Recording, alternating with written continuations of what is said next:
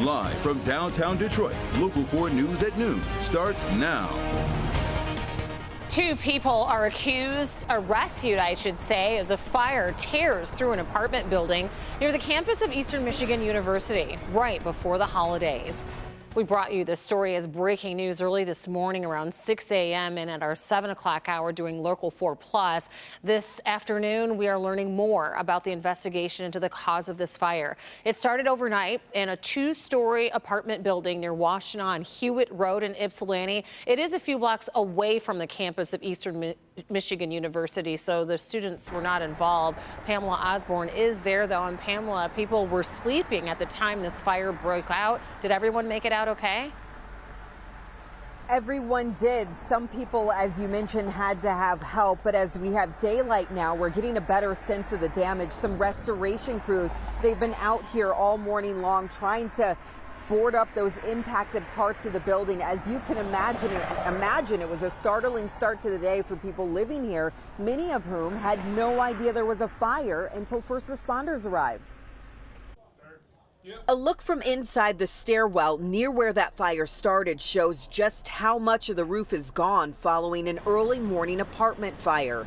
We could see quite a bit of fire coming through the roof upon arrival. Ypsilanti City firefighters knew they had to act quickly. I could see people in the windows, and I could see YPD extricating the one from the first floor. Lex Falcon lived in one of the 8 units impacted at the College Heights condominiums. They just banged on the window and then Shine lights. Yeah, we're like, hey, there's a fire. That was around 4:45. She, like many of the other apartment residents, were sleeping before being alerted to that danger. When firefighters forced their way into the corner apartment where the fire started, they found another person who had no idea what was happening. Ypsilanti City firefighters searched the fire apartment, found one, appeared to be unconscious, was actually asleep. He was able to get out on his own. An elderly woman living on the first floor was escorted out safely. And it's a good thing fire crews did arrive here and act so quickly. There were no injuries that were reported. There was one apartment that was damaged by fire, another by water. The cause of this fire remains under investigation at this hour. Reporting live in Ypsilanti, I'm Pamela Osborne, Local 4. All right, Pamela, thank you. Also this noon, a 9-year-old girl is killed in a crash involving a truck on the Southfield freeway. Police say that the car with the child inside had a blown out tire and was trying to make it to the 8-mile exit. They were going 10 miles per hour with their hazard lights on. Police say that the box truck rear-ended the car, killing the 9-year-old child and sending the driver and another child to the hospital with non-life-threatening injuries. The 9-year-old girl was not wearing a seatbelt. Police think that the driver of the truck may have been on drugs at the time. They're still investigating. And a Troy man is killed trying to pass a semi-truck in a construction zone in Oakland County just before 6 o'clock this morning. Police say that the 40-year-old man had to merge because his lane was closing on westbound I-696 in Hagerty and Farmington Hills. He tried to pass the semi, but crashed right into it and rolled into a ditch. The area was closed during the morning commute. It is back open now, but it caused miles of backups. In about a half an hour, attorneys will announce a new lawsuit filed over the death of Patrick Lyoya. Lyoya's family is filing this civil lawsuit against the city of Grand Rapids and former officer Christopher Schur. Lyoya was shot and killed by police after a traffic stop in April. Video shows him get into a scuffle with Officer Schur before Officer Schur used his taser and then shot and killed Lyoya. Attorneys for the family say that they will share evidence that proves Lyoya was racially profiled. We have a crew at today's news conference in Grand Rapids, and we'll bring you updates on Local 4 News first at 4 and at 5 and 6. In Decision 2022, Democrats now have an outright majority in the U.S. Senate. Georgia Senator Raphael Warnock defeated Republican challenger Herschel Walker in a runoff election last night. Bree Jackson reports from Washington. It breaks a 2-year even divide in the upper chamber.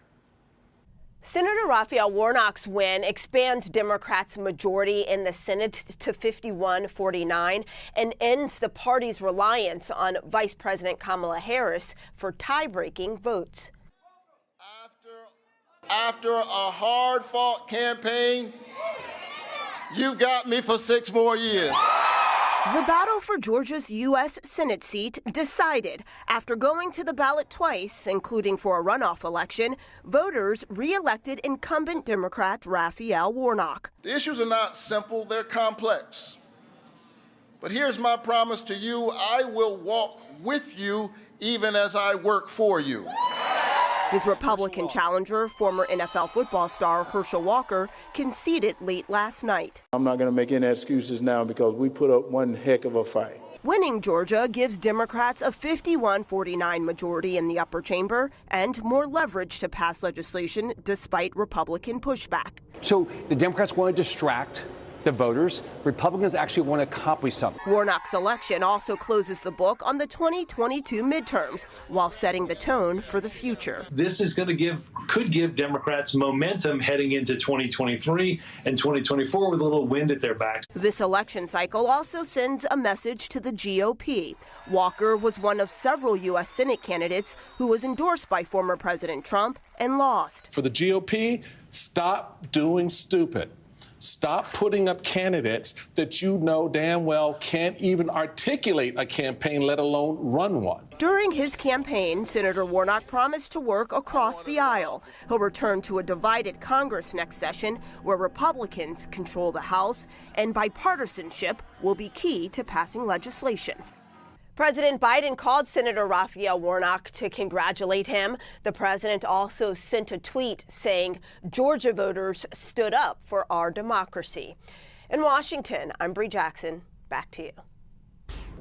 Thank you, Bree. And talking about a gloomy day around here, temperatures aren't bad as we take a look at the view over Mount Clemens. Definitely a very thick cloud deck there. Hard to see sunshine breaking through today, Brandon, but at least it's not super cold out. Yeah, we will have some sun busting through, and where they're already seeing that, look at 47 over in Lansing, so there are some clearer skies off to our west. Just have to wait for it. Low and middle 40s without much of a breeze. It is a north wind. It's, 3 to 6 miles an hour, so not really causing any wind chill problems, but coming from a cooler source.